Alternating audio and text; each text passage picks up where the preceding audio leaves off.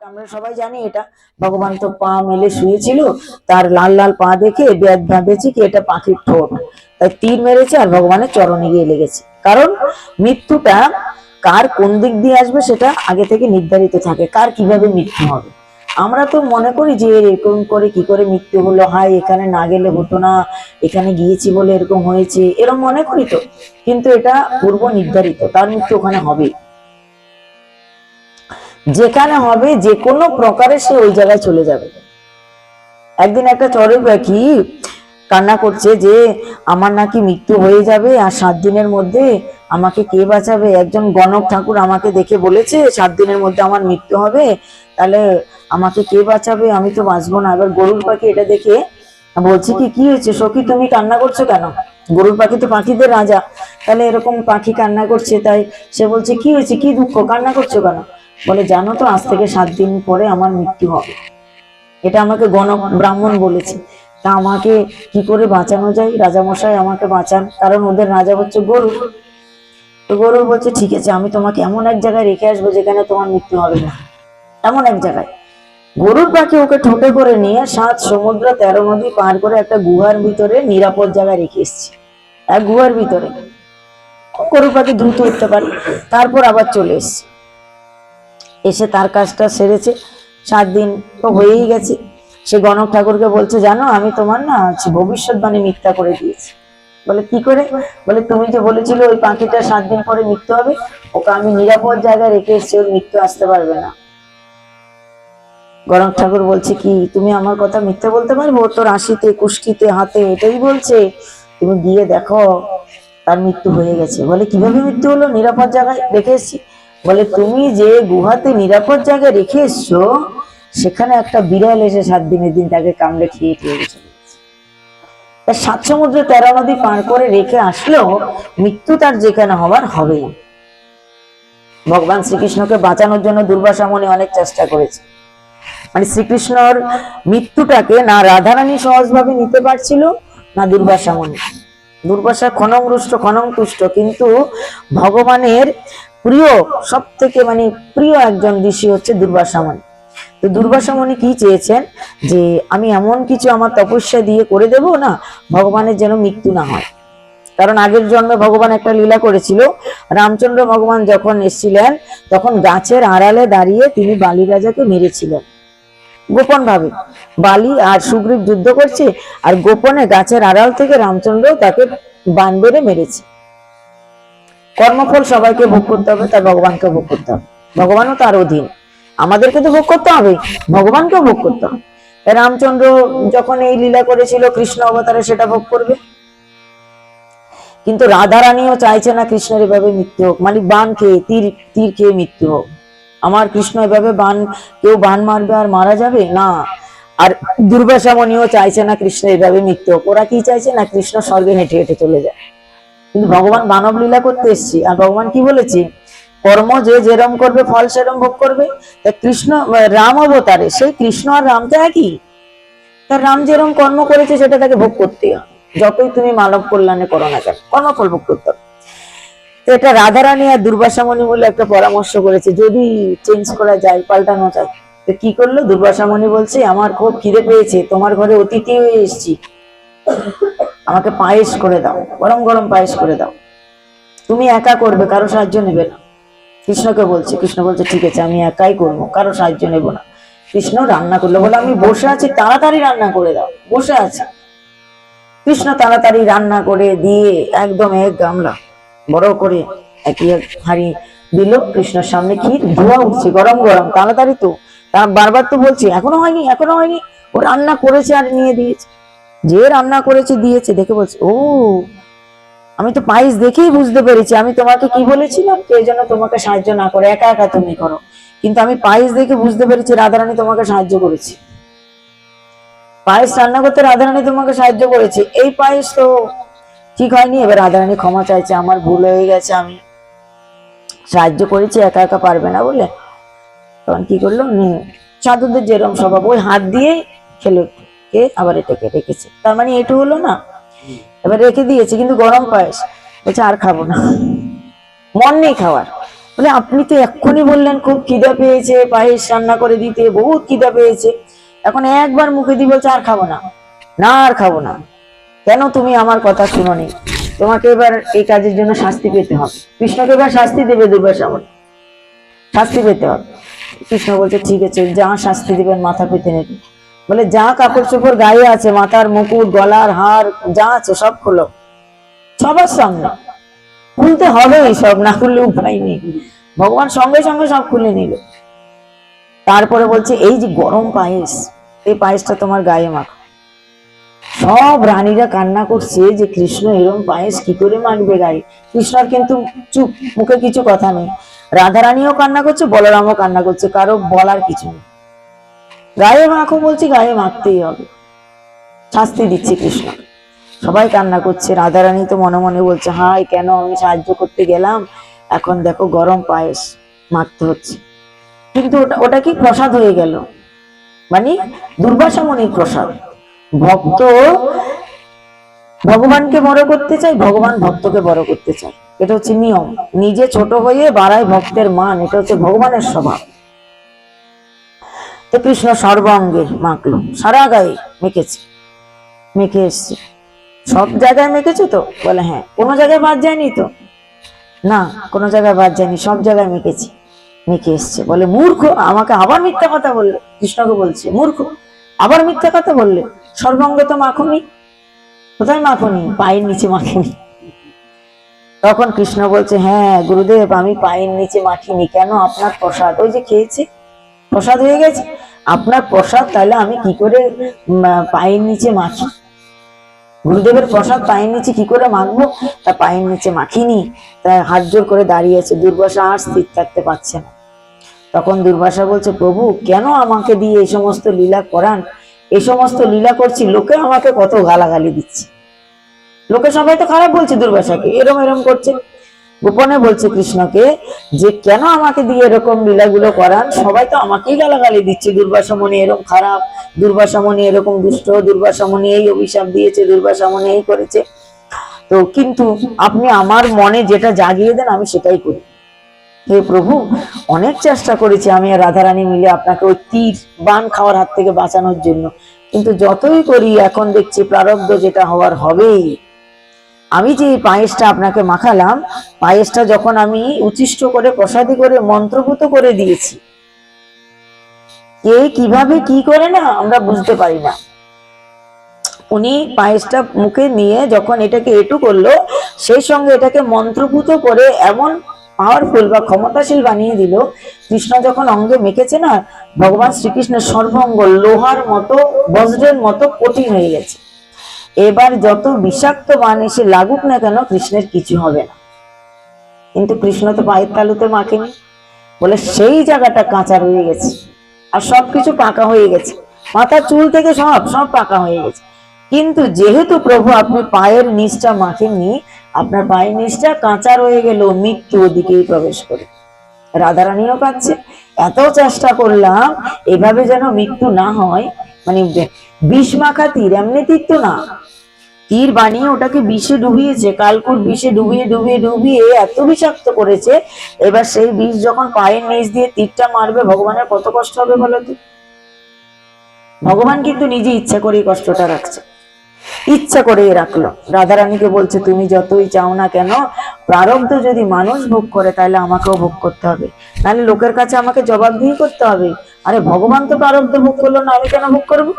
কষ্ট করবে না ভগবানকে? তুমি প্রারব্ধ ভোগ করো নাই, তাহলে আমি কেন করব? তাই ভগবানের মৃত্যু কোন দিক দিয়ে আসবে? পায়ের নিচ দিয়ে আসবে মৃত্যু। তাই ভগবান যখন দুর্বাসার অভিশাপে তার যদু বংশ নিজেরা নিজেরা লড়ে ধ্বংস হয়ে গেল, 56 কোটি যদু বংশ, 56, কেউ এতগুলো মেরে শেষ করতে পারবে না। কি করবে? ওরা নিজে, যেহেতু কৃষ্ণের বংশ, কৃষ্ণের বংশকে কেউ মারতে পারবে না, তাই কৃষ্ণের বংশরা সবাই নিজেরা নিজেরা যুদ্ধ করে মারা গেছে। কেবল কৃষ্ণের বংশ থেকে একজন বেঁচে ছিল, যার নাম বজ্রনাভ। ভগবান শ্রীকৃষ্ণের প্রথম পুত্র হচ্ছে প্রদ্যুম্ন, প্রদ্যুনের পুত্র হচ্ছে কি অনিরুদ্ধ, অনিরুদ্ধের পুত্র হচ্ছে বজ্রনাভ। এই বজ্রনাভ কিন্তু মরে নাই। কেন? বলছে বজ্রনাভকে রাধারানী আশীর্বাদ করেছে। উষা যখন, অনিরুদ্ধের পত্নী হচ্ছে উষা, বান অসুরের কন্যা উষা, উষা যখন গর্ভবতী হয়েছে তখন তারা কুরুক্ষেত্রে এসেছিল, সবাই মিলে কুরুক্ষেত্রে এসছে, আর সেখানে রাধারানী এসেছিল। তো উষা তখন 5 মাসের গর্ভবতী, 5 মাসের গর্ভ, তখন ওই বজ্রনাভ পেটে ছিল আর কি। তো উষা তখন সেই সময়েও রাধারানীর খুব সেবা করেছে, রাধারানীর বহুত সেবা করেছে। তখন রাধারানী আশীর্বাদ করছে, উষা তুমি অসুরের কন্যা, অসুরের কন্যা হয়েও কি সেবা করেছে আমার, অত্যন্ত তুষ্ট হয়েছি, তোমাকে কি দি বলো তো। উষা বলছে আমার কিছু চাই না, আমার কিছু লাগবে না মাতা, আমি আপনাকে ভালোবেসে সেবা করেছি। তখন রাধারানী বলছে জানো তো, ভবিষ্যৎ তো রাধারানী জানে যে যদু বংশ নিজেরা নিজেরা লড়ে ধ্বংস হয়ে যাবে, কারণ গান্ধারী অভিশাপ দিয়েছে যেরকম ভাবে তুমি আমার বংশকে মহাভারতের যুদ্ধে তুমি ধ্বংস করে দিয়েছো, পুরো বংশ রাখেনি, ধ্বংস করে দিয়েছো, তেমনি কৃষ্ণ তোমার বংশ একজন থাকবে না, সব মরে যাবে। কিন্তু রাধারানীর সে ক্ষমতা আছে একজনকে বাঁচানোর। তা রাধারানী বলছে গান্ধারীর অভিশাপে যদু বংশ ধ্বংস হয়ে যাবে, কিন্তু আমি তোমাকে আশীর্বাদ করছি, তোমার গর্ভে যে সন্তানটা আছে, 5 মাসের গর্ভ, যে সন্তানটা তোমার হবে তার নাম হবে বজ্রনাভ, বজ্রের মতো শরীর, তোমার এই ছেলে নষ্ট হবে না, যদু বংশ সব নষ্ট, কিন্তু এই ছেলে জীবিত থাকবে। রাধারানীর আশীর্বাদে কিন্তু কৃষ্ণের এই পুত্রটা জীবিত ছিল, কৃষ্ণের বংশের বজ্রনাভ। তো তার জন্যই এই যে এখন দ্বারকাধীশের এত আমরা সেবা করি, কার জন্য হয়েছে, বজ্রনাভ। তো তিনি জীবিত ছিলেন রাধারানীর আশীর্বাদে। তিনি কিন্তু পরবর্তী সময়ে পরীক্ষিত, আমাদের এই বৃন্দাবন কিন্তু কিছুই ছিল না, কৃষ্ণ চলে যাওয়ার পর বৃন্দাবন, কৃষ্ণ তো দ্বারকায়, ভেট দ্বারকায় দেওয়া রেখেছে, আর এই যে যশোদা, নন্দ বাবা, বা আমরা যত জনের কথা ভাগবতে পড়ি, যে ব্রজধামের কথা, ধরো বৃন্দাবনে যতজন ছিল, বৃন্দাবনে একটা দুটো মানুষ তো ছিল না, তাহলে এতগুলো মানুষ কোথায় গেল? একটা সময় গিয়ে, পরীক্ষিতের রাজার সময় গিয়ে, আর এদের কথা ভাগবতের পর আর কোনো উল্লেখ নাই, এদের কোনো বংশের কথা উল্লেখ নাই, এতগুলা লোক কোথায় গেল তার কোনো উল্লেখ নাই। তাহলে এতগুলা লোক কি কর্পূরের মতো উড়ে গেল? কোথায় গেল এতগুলা মানুষ হঠাৎ করে? কেন বৃন্দাবনটা হঠাৎ করে জঙ্গল হয়ে গেল? ভগবান শ্রীকৃষ্ণের পুণ্য পরিকরেরা, তা ভগবান যাওয়ার সময় এদেরও সবাইকে নিয়ে চলে গেছে। কোথায় করেছে নন্দরাজা কিভাবে মরেছে? কোথায় লেখা আছে যশোদা কিভাবে মারা গেছে? কোথাও লেখা নাই। এদেরকে ভগবান অপ্রকট ভাবে নিয়ে চলে গেছে, এরা কেউ মরে যায়নি, মানে দেহান্তরে নিত্য পরিকরেরা। তো যার ফলে কি হয়েছে, বৃন্দাবনটা একসময় সবাই যখন চলে গেছে, এবার জঙ্গল হয়ে গেছে, পুরো জঙ্গল, কিছু আর নেই, কেবল ওই রাধাকুণ্ড, শ্যামকুণ্ড, এই যেগুলা কুণ্ড এগুলা আছে, তাও কি ছোট ছোট মাটির গর্ত, আর তো সব জঙ্গল। তো এই বৃন্দাবনটা পরে পুনরুদ্ধার কে করলো? এই বজ্রনাভ, বজ্রনাভ আর পরীক্ষিত মহারাজ, যিনি এই ভাগবত কথা শুনছেন। অর্জুনের পুত্র হচ্ছে অভিমন্যু, অভিমন্যুর পুত্র হচ্ছে পরীক্ষিত। তো এক সময় গিয়ে রাজা পরীক্ষিত আর এই বজ্রনাভ দুজনের পরিচয় হয়, দুজনেই তখন রাজা হয়েছে। তখন দুজনে মিলে পরীক্ষিত চিন্তা করলো, আরে আমি তো রাজা হয়ে গেছি, যে পাণ্ডবদের যে ইন্দ্রপ্রস্থ, তারপরে ইন্দ্রপ্রস্থের রাজা হয়ে গেছি আমি, কিন্তু আমার পিতাদের বা আমার দাদুদের যে পরম প্রিয় ভগবান শ্রীকৃষ্ণ, তার নগরীর কথা শুনেছি বা তার বৃন্দাবনের কথা শুনেছি, সেটা কেমন আছে, তার বংশধররা কে কোথায় আছে, খুঁজে খুঁজে ইনি বের করেছে বজ্রনাভকে। ভাগবতে এটা উল্লেখ আছে, তিনি পরীক্ষিত মহারাজ আর বজ্রনাভ দুজনে বৃন্দাবনে গিয়ে দেখছে পুরো জঙ্গল, কিচ্ছু নেই।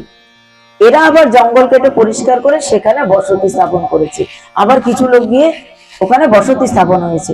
তা আসল যে ব্রজবাসী তারা কিন্তু কৃষ্ণ যাওয়ার সময় চলে গেছে, পরে গিয়ে এখানে আবার নগর বসিয়েছেন কে? এই বজ্রনাভ, বজ্রনাভ কৃষ্ণের বংশধর, তিনি আবার গিয়ে নগরটা বসিয়েছেন। তো এটুকু আমরা ভাগবতে পাই। তো এই যে ভগবানের শ্রীচরণটা নিচ দিয়ে ফাঁকা রয়ে গেল, ভগবানের চরণটা কি লাল রঙের, লাল রঙের। আর তাকে কে মারবে? ওই যে বালি রাজাকে মেরেছিল তার পুত্র অঙ্গদ। তো তারা এবার আবার এখানে ব্যাদ রূপে জন্মগ্রহণ করেছে, ব্যাদ হয়ে জন্মগ্রহণ করেছে। সে ব্যাদকে কে তীর চালনা শিখিয়েছে? কৃষ্ণই তীর চালনা শিখিয়েছে। যে কৃষ্ণকে মারবে তাকেই কৃষ্ণ যেন তোমার বাণটা অবিদ্ধ হয়, মানে যেখানে মারবে সেখানেই যেন লাগে, এদিক ওদিক না হয়, সেভাবে তীরটা চালানো কে শিখালো? কৃষ্ণই শিখিয়েছে ওই ব্যাটকে। কৃষ্ণ কিন্তু জানে সেই আমাকে মারবে, তার জন্য লক্ষ্যভেদটা শিখালো। তো একদিন কি হলো, সবাই মিলে পিকনিকে গেল, নদীর পাড়ে, সমুদ্রের পাড়ে পিকনিকে গেছে দ্বারকায়। আর সেখানে সবাই নিজেরা কলির বাস কোথায় কোথায়, যেখানে মদিরা পান করা হয়, যেখানে পরনারী সঙ্গ হয়, যেখানে মাংস মানে হিংসা হয়, সেখানে যেখানে ঝগড়া কলা হয়, সেখানে কলির বাস। বলরাম তো পরম জ্ঞানী, বলরাম জানে। যখন কৃষ্ণ বলল যে সবাই মিলে চলো পিকনিকে যাই নদীর সমুদ্রের পাড়ে, বলরাম বলছে ঠিক আছে সবাই চলো, পিকনিক করতে কোনো আপত্তি নাই, আনন্দ করবে, পিকনিক করবে, কিন্তু মদিরা নামক জিনিসটা যেন সেখানে না যায়। পুনঃ পুনঃ বারণ করলেন, উনি জানে ওটা ঢুকলেই কলি ঢুকবে, কলি ঢুকলে আমার বংশ পরিষ্কার করে দেবে।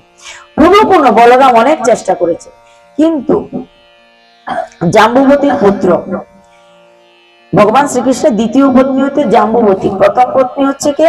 মাতা রুক্মণী। দ্বিতীয় পত্নী হচ্ছে জাম্বুবতী, জাম্বুবানের মেয়ে। সে একটা ভাল্লুক, ভাল্লুক থেকে মেয়ে করে নিয়েছে ভগবান শ্রীকৃষ্ণ। তার পুত্র হচ্ছে শাল্ব। সে বহুত দুষ্ট, সংসারে সবাই তো সমান হয় না, এত দুষ্ট, সে চুরি করে মদিরা নিয়ে গেছে। বারণী নামক মদিরা, মানে খুব পাওয়ারফুল মদিরা, যেটা একটু খেলেই নেশা হবে, সেটা নিয়ে গেছে রাত্রিবেলায়। বলছে আরে কিছু হবে না, বলরাম দাদা কি দেখে আছে না, যেটা দেখে থাকবে না, যেটার ভয়ে ভয়ে নিয়ে গেছে। যেটা কিন্তু বারবার প্রত্যেক ঘরে ঘরে ঢুকে দেখেছে কেউ কিছু এনেছে কিনা, কিন্তু না, এ তো চুরি করে নিয়ে এসছে। এবার এটা যখন খেয়েছে মাথা আর ঠিক আছে, তখন ভাইয়ে ভাইয়ে ঝগড়া, ভাই ভাই ঝগড়া। এখানে তো অন্য কেউ না, সব তো নিজের পরিবারের লোক, খুঁড়তো তো দেখতো তো, সব ভাই ভাইয়ে ঝগড়া হয়ে এমন হলো, প্রথমে তো নিজেরা নিজেরা ঝগড়া করে, তীর ধনুক যা ছিল বান সেগুলো দিয়ে ঝগড়া হলো। অনেক লোক তো আর একটা দুটো না, 56 কোটি, তাহলে কি এটা সহজ ব্যাপার? হাজার হাজার লোক, তাহলে কিছু তো অস্ত্র শস্ত্র দিয়ে যুদ্ধ করে মারা গেল। তারপরে কিছু কি দিয়ে মরলো? নল খাগড়া গাছ, নল খাগড়া খুব ধারালো গাছ, নল খাগড়া গাছ তুলে তুলে এনে ওগুলো দিয়ে মানে মারামারি করছে। ভগবানের কৃপায় নল খাগড়া গাছ কি হয়ে গেল? তলোয়ারের মতো ধার হয়ে গেছে, মারছে তো মাথা কেটে যাচ্ছে। নিজেরা নিজেরা ঝগড়া করে, ওই দুর্বাসা কবি, দুর্বাসাই এগুলো করেছে, সব মরে গেছে। তখন বলরাম চিন্তা করলেন কি আর করব, যেটা প্রারব্ধে থাকার হবেই, এত চেষ্টা করেছি তবু কেউ না কেউ তো এনেছে মদিরা, ধ্বংস হয়ে গেল, সব ধ্বংস হয়ে গেল। তাহলে সব যখন ধ্বংস হয়ে গেছে আমি আর থেকে কি করব? বলরাম ভাবছে, আমি বলরাম মানে কি, যিনি সব যদু বংশকে একত্রিত করে রেখেছে, তার নাম হচ্ছে বলরাম। তা আমি যখন আমার যদু বংশকে সামনে রাখতে পারলাম না বড় ছেলে হয়ে, তাহলে আমার আর কি লাভ থেকে আমি চলে যাই। বলরাম সমুদ্রের পাড়ে বসে গেলেন, আসন করে বসে গেছে। কৃষ্ণ দূর থেকে ওই তমাল বৃক্ষে বসে আছে, দূর থেকে দেখছে গাছে বসে, বলরামের মুখ দিয়ে বিশাল বড় একটা সাপ বেরিয়ে সমুদ্রে চলে গেল। বলরামের মুখ দিয়ে সাপটা বেরিয়ে চলে গেল, কি ওটাই বলরাম? বলরাম তো সাপ, এটা মানুষ রূপ ধরে এসছে। তিনি তো ভগবান যে বেদিতে শুয়ে থাকে, ভগবান কি ক্ষীরসাগরে যে অনন্ত নাগের উপরে ভগবান শুয়ে আছে, সেই সাপটাই হচ্ছে বলরাম, সেই সাপটাই হচ্ছে নিত্যানন্দ মহাপ্রভু। সেই সাপের রংটা কি? সাদা। স্বপ্নে যদি কেউ সাদা রঙের সাপ দেখে না, খুব ভালো, ধন সম্পত্তি বাড়বে, অনেক ভালো মনে করার। সে সাদা সাপ হচ্ছে নিত্যানন্দ মহাপ্রভু, সেই সাদা সাপটা হচ্ছে বলরাম, সেই সাদা সাপটা হচ্ছে লক্ষণ। তার স্বপ্নে সাদা সর্প দর্শন করা অত্যন্ত মঙ্গলজনক মানা হয়। তো সাদা সাপটা বেরিয়ে চলে গেল। কৃষ্ণ বুঝলেন যে দাদা চলে গেছে, দেহটা পড়ে গেল। এবার কৃষ্ণের পালা, কৃষ্ণ এবার বসে বসে পা দোলাচ্ছে। টাইম বেশি নেই, অর্জুন চলে আসবে, উদ্ধব চলে আসবে, এরা সামনে থাকলে তো পারবে না। কিন্তু এরাও দ্রুত গতিতে যাচ্ছিল, এরা যেতে যেতেই বেদবান মারে দিয়েছে। বেদ ভেবেছে পাখি, পাখির ঠোঁট দেখা যাচ্ছে, পাখি ভেবে বেদবানটা মারলো, দৌড়ে আসলো পাখি নেওয়ার জন্য, কিন্তু কি দেখলো? পাখি সেখানে নেই, ভগবানের চরণে সে তীরটা মেরে দিয়েছে। ভগবানের চরণ স্পর্শ করেছে তীরটা, ধীরে ধীরে বিষ সমস্ত শরীর ছেয়ে নিচ্ছে ভগবানের, ধীরে ধীরে পায়ের থেকে উঠছে বিষটা। তখন উদ্ধবজি মহারাজ এসছে, অর্জুন এসছে, নারদ মুনি এসছে, এরা সবাই, আর ভগবানের রথের সারথি মাতুলি এসছে। তা ভগবান তখন সবাইকে বলছেন আমার চলে যাওয়ার সময় হয়ে গেছে। উদ্ধবজি মহারাজ বলছেন তুমি চলে গেলে তাহলে আমি এক মুহূর্ত থাকবো না, আমিও চলে যাব। অর্জুন বলছে আমি তাহলে থেকে কি করবো, আমিও চলে যাব। ভগবান বলছেন তোমাদের সবার আলাদা আলাদা কাজ আছে। ভগবানের রথের সারথীকে বললেন এখন আর আমার রথের দরকার নেই। প্রথমত কি বললো, এখন রথের আমার দরকার নেই, আমি রথ ছাড়াই যাব। এখন আর যাবো যখন রথের দরকার হবে না, ঠিক আছে রথের দরকার হবে না। তো দ্বারককে পাঠিয়ে দিল, রথের দরকার নেই। অর্জুনকে বললো তোমার কি কাজ বলে দিচ্ছি, কারণ তুমি আমার সাথে দরজায় বসতে পারবে না, দরজায় না।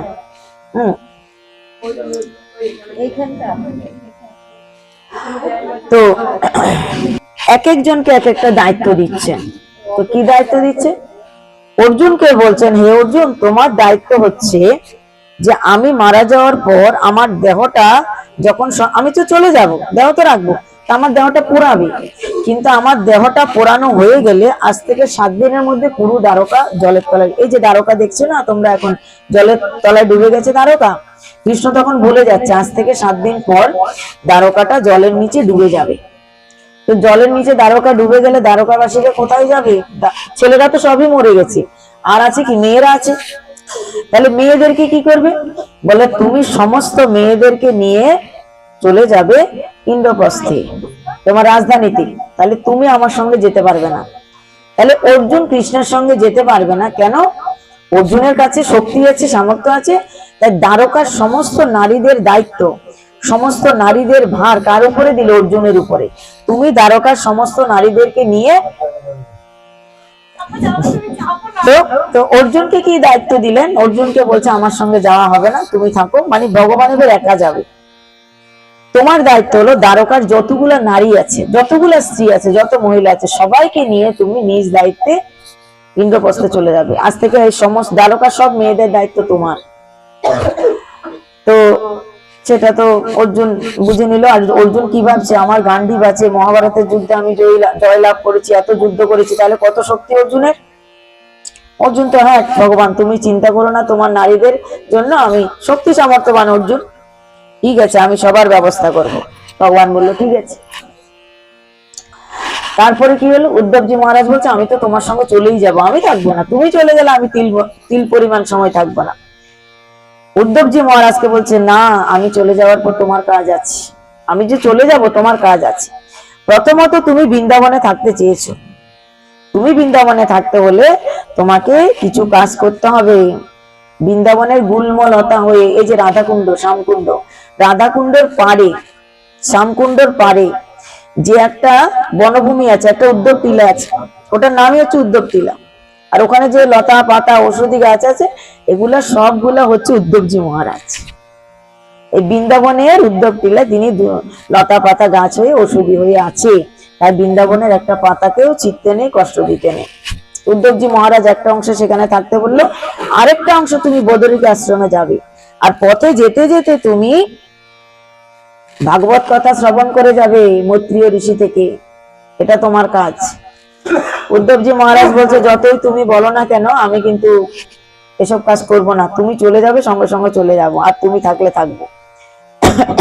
নারদমণি বলছেন ভগবান চলে যে যাবে, তোমার এই ছেলে মেয়েগুলা কার কাছে রেখে যাবে, মানে পৃথিবীর যতগুলা জীব জন্তু লতা পাতা বৃক্ষ বা মানব আছে, এগুলো সবই তো ভগবানের সন্তান, এদেরকে কার আশ্রয়ে ছেড়ে যাবে, এরা কার কাছে থাকবে, এতদিন তো তুমি ছিলে, তাই তুমি রক্ষা করেছো, এবার তুমি চলে গেলে এরা কার কাছে যাবে। তো ভগবান তখন বলছেন যে ঠিক আছে উদ্ধবজি মহারাজ আমি কোথাও যাব না। এইদিকে ভগবানের প্রাণ বেরিয়ে যাবে, তাই সবাই ডাকছে। ইন্দ্র বলছে প্রভু এবার 125 বছর যখন পৃথিবীতে ছিলেন, 125 বছর আমার কাছে থাকেন। ইন্দ্র দেবতা বলছে স্বর্গে থাকেন। বলি রাজা বলছে না, সুতোর লোকে আসেন, 125 বছর আমার কাছে থাকেন পৃথিবীতে যখন ছিলেন। সূর্য দেবতা বলছে প্রভু আমার কাছে আসে, চন্দ্রদেব বলছে আমার কাছে আসে, ব্রহ্মদেব বলছে আমার কাছে আছে, সবাই ডাকছে, কিন্তু ভগবান বলছে তাহলে কোথায় থাকবে। ভগবান বলছেন মহর্ষি বেদব্যাস যে 18,000 শ্লোকের ভাগবত লিখেছেন, এই যে ভাগবত গ্রন্থ 18,000 শ্লোক আছে, 332টা অধ্যায় আছে এবং 12টা স্কন্ধ আছে। এই ভাগবতের মধ্যে আমি প্রবেশ করব। তাহলে ভগবানের প্রাণটা যখনই বেরিয়ে গেল, প্রাণটা বেরিয়ে গিয়ে যে পাওয়ার বা যে ক্ষমতাটা থাকলো সেটা সঙ্গে সঙ্গে এসে ভাগবতে প্রবেশ করলো। তাহলে এই ভাগবতের প্রাণ প্রতিষ্ঠা কিন্তু কোনো মনি ঋষি করেনি, ভগবানের প্রাণ প্রতিষ্ঠা কোনো মানুষ করেনি। ভগবতের প্রাণ প্রতিষ্ঠা কে করলো? ভগবান নিজে করলো। ভগবান নিজে এসে ভাগবতে ঢুকে গেল। তা এই কারণে যে যে বিগ্রহের আমরা সেবা পূজা করি না কেন, অন্য বিগ্রহের প্রাণ প্রতিষ্ঠা তো মানুষ করেছে, জ্ঞানী গুণী পণ্ডিতরা করেছে, সাধুগুরু বৈষ্ণবরা করেছে, কিন্তু এই ভাগবত রূপী কথা অমৃতের প্রাণ প্রতিষ্ঠা কে করলো? ভগবান শ্রীকৃষ্ণ। তাই এটা হচ্ছে ভগবানের বাগ্ময় মূর্তি। আর সমস্ত শক্তি বা ক্ষমতার উৎসকে ভগবান শ্রীকৃষ্ণ। ভগবান ছাড়া আমরা কেউ কোনো শক্তি রাখি না। অর্জুন মহাভারতের যুদ্ধ জয়ী করেছে, এত শক্তিধর, কিন্তু শক্তিটা কৃষ্ণর ছিল, অর্জুনের ছিল না। অর্জুনকে কি দায়িত্ব দিয়েছে? 7 দিনের মধ্যে দ্বারকা জলে ডুবে যাবে। দ্বারকা এখনো তো জলে ডুবে আছে। 7 দিনের মধ্যে জলে ডুবে যাবে, 7 দিনের ভিতরে তুমি আমার দেহটাকে পুড়িয়ে সৎকার করবে, তারপরে চলে যাবে। এবার সবাই মিলে ভগবান শ্রীকৃষ্ণের দেহটাকে তো আগুন দিয়ে সৎকার করছে, কিন্তু 1 দিন 2 দিন 3 দিন হয়ে গেছে, পুড়ছে না। তো নাভিটা পুড়ছে না, ভগবানের নাভির অংশটা পুড়ছে না। অনেক চেষ্টা করেছে 4 জন মিলে। তারপর দৈববাণী হলো যে এইটুকু অংশ পুড়বে না, এটা নষ্ট হবে না, এটাকে জলে ভাসিয়ে দাও। তখন দ্বারকায়, রেড দ্বারকা যেটা, ওই দ্বারকার ওদিক দিয়ে জলে ভাসিয়ে দিল। সেই পিণ্ডটা ভাসতে ভাসতে কোথায় আসলো? দীর্ঘদিন, কারণ এই সাগরের দীর্ঘদিন ধরে ভাসছে, অনেক অনেক বছর ভাসতে ভাসতে ভাসতে ভাসতে তারপরে গিয়ে এই পুরীর সমুদ্র দিয়ে আসলো। একটা ভগবানের একটা রূপ আকার ধারণ করলো, পুরীর সমুদ্র দিয়ে আসলো। সেটা কে পেল? ওই যে বেদ, তারই বংশধরেরা পেল। ওই বেদ, যে বেদ মেরেছে ভগবানকে, সেই বেদেরও তো বংশধর, ছেলে মেয়ে নাতি পুতি বংশধর, তারই বংশধররা সবর জাতির রূপে আসলো। ওই যাদেরকে বেদ বলা হয়, তারাই একজন পেল। ভগবান আশীর্বাদ করে গেছে, আমি প্রথম তোমাদের বংশের কারো কাছে আসব বা তোমার কাছেই আসব, তুমি আবার সেবা নেবে। তো সেই যে ভগবানের নাভি পদ্মটা পড়লো না, সেটাই আসলো পুরীর সমুদ্র দিয়ে ভেসে, যার নাম কি হলো? নীলমাধব। নীলমাধব ভেসে আসলো। সে নীলমাধবকে নিয়ে গিয়ে তারপরে সবর জাতি পূজা করতে লাগলো। সাক্ষাৎ শ্রীকৃষ্ণের পরম বিগ্রহ হচ্ছে নীলমাধব। জগন্নাথ দর্শন করতে যখন যাবে, অবশ্যই নীলমাধবকে দর্শন করবে। জগন্নাথ দর্শন করার পর নীলমাধবকে যদি দর্শন না করে, দর্শন সম্পন্ন হবে না। নীলমাধব সাক্ষাৎ বিগ্রহ, ওই ভগবানের শ্রীকৃষ্ণ থেকে সৃষ্টি। ওটা দীর্ঘদিন সমুদ্রে ভেসে ভেসে তারপর নীলমাধব রূপে হয়েছে। আর এদিকে এবার তো সমুদ্রে বিসর্জন দেওয়া হয়ে গেল। তারপরে অর্জুন সমস্ত স্ত্রীদেরকে নিয়ে যাবে, বহুত শক্তিধারী অর্জুন। কিন্তু আজকে যখন অর্জুন রথে উঠেছে, সবাইকে নিয়ে যাবে, তীর ধনুক আর তুলতে পারছে না, শক্তি নেই। গান্ডীব ধনুক তোলার মতো ক্ষমতা নেই, আর তুলতে পারছে না। তাহলে এতদিন ধরে তুলতে পারছে, আজকে তুলতে পারছে না কেন? কৃষ্ণ নেই, তাই এখন আর তুলতে পারছে না। তো প্রথমত ভগবানের পাটরানীরা তো ভগবানের লীলার পরে 8 পাটরানী, তারা পরমধাম প্রস্থান করলেন। কালিন্দী রূপে যমুনা এখনো আছে, তখনও ছিলেন। তার পাটরানীদেরকে নিয়ে চলে আসছে অর্জুন, কিন্তু অর্জুনের শক্তি নেই। অর্জুনের শক্তি নেই যে ওদেরকে রক্ষা করবে। যখনই এদেরকে নিয়ে আসছে, বলছে কিছু রাখাল, কলি ঢুকে গেছে না, যখনই কৃষ্ণ চলে গেল কলি ঢুকে গেল। এত অপরূপ সুন্দরী নারীদেরকে দেখেছে, তাই পাচন বাড়ি মানে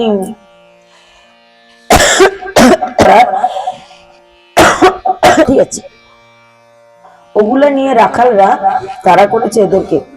অর্জুন তখন ওদের সাথে যুদ্ধ করে পারছে না, শক্তি কমে গেল। তো রাখালরা পাচন বাড়ি নিয়ে এসে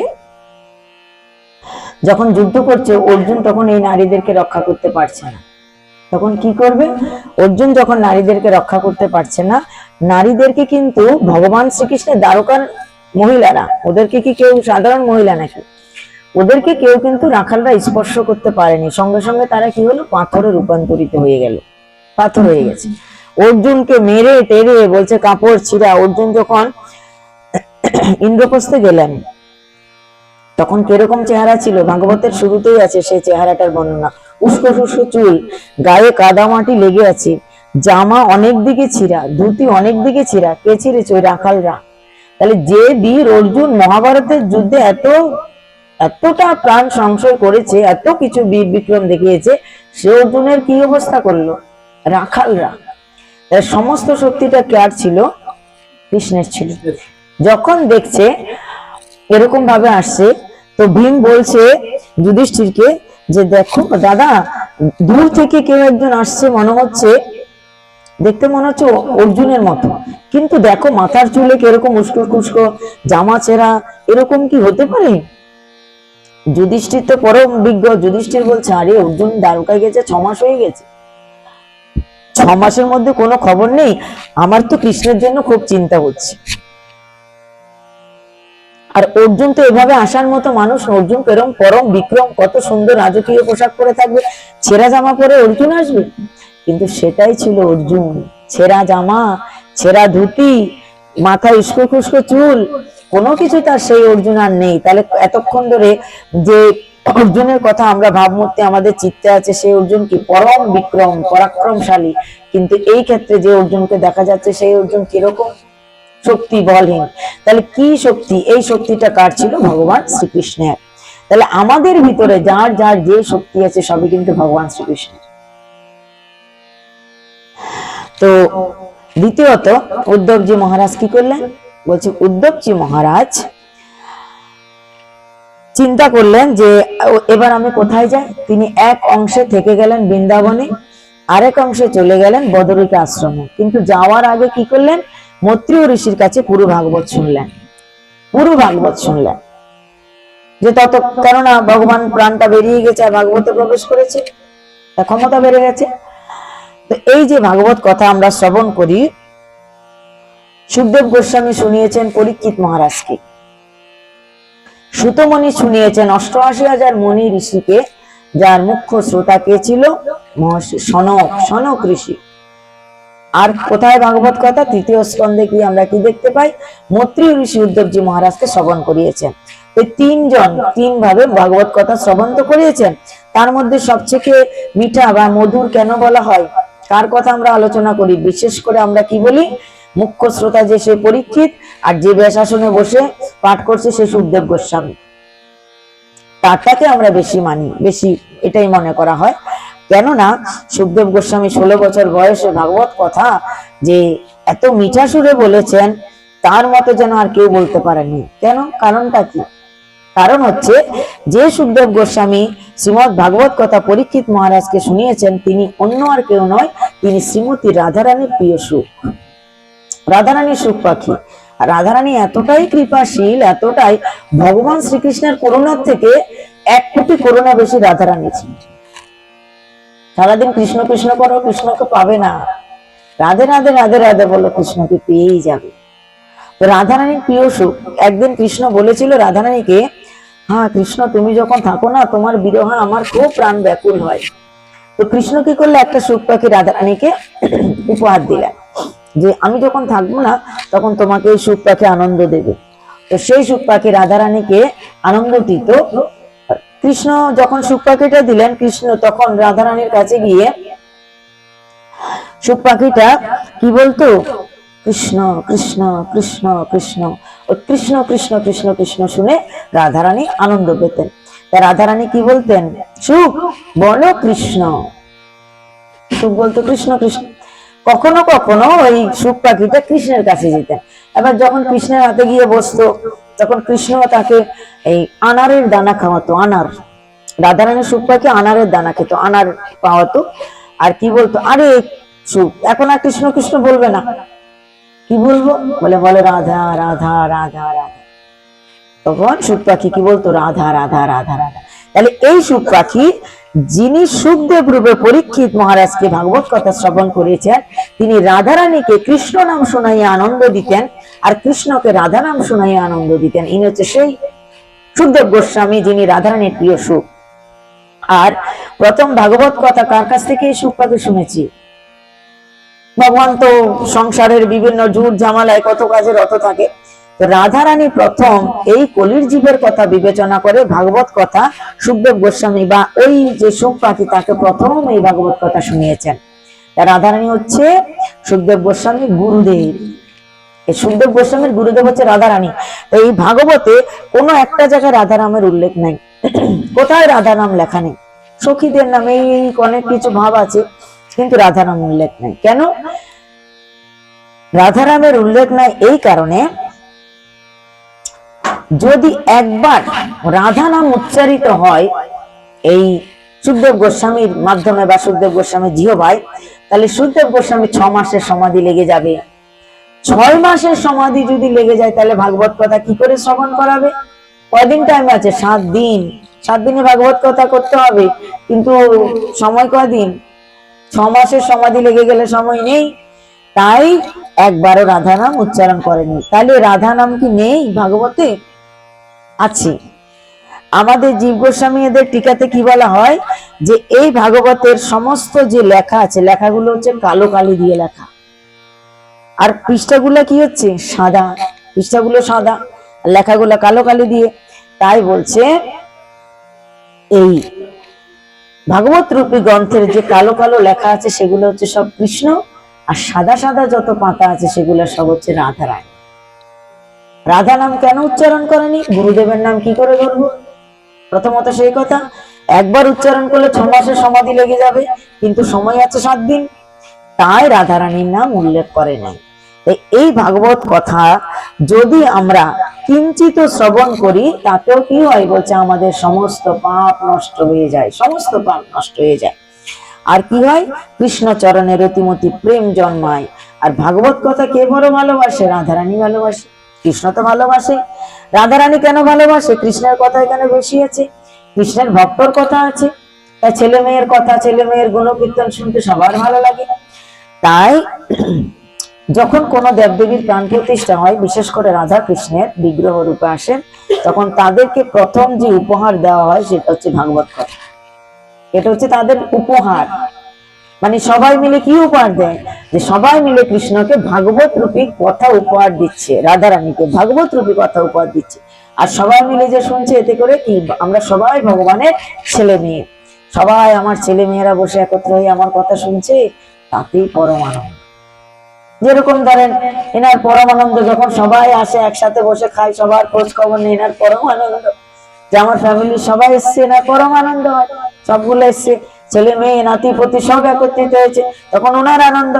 ভগবানেরও সেরকম আনন্দ, যে আমার ভক্তরা ছেলে মেয়েরা মিলে আমার ভাগবত কথা শ্রবণ করেছে। তাই ভাগবত হচ্ছে কলিযুগের সর্বশ্রেষ্ঠ গ্রন্থ। আর ভাগবত এমনই একটা গ্রন্থ যে ক্ষণিকের মধ্যে আমাদের সমস্ত পাপ নষ্ট করে দেয়, অল্প সময়ের মধ্যে। বলছে অনেক কিছু শোনার প্রয়োজন নাই, কেবল ভাগবতের 2টো শ্লোক উচ্চারণই আমাদের যথেষ্ট, সর্বপাপ নাশ করে। তাই আজকের ভাগবত কথা এখানে বিশ্রাম দিচ্ছি। নিতাই গো সীতানাথ প্রেমানন্দ হরি হরি। সাধু কৃষ্ণ প্রেমানন্দ হরি হরি।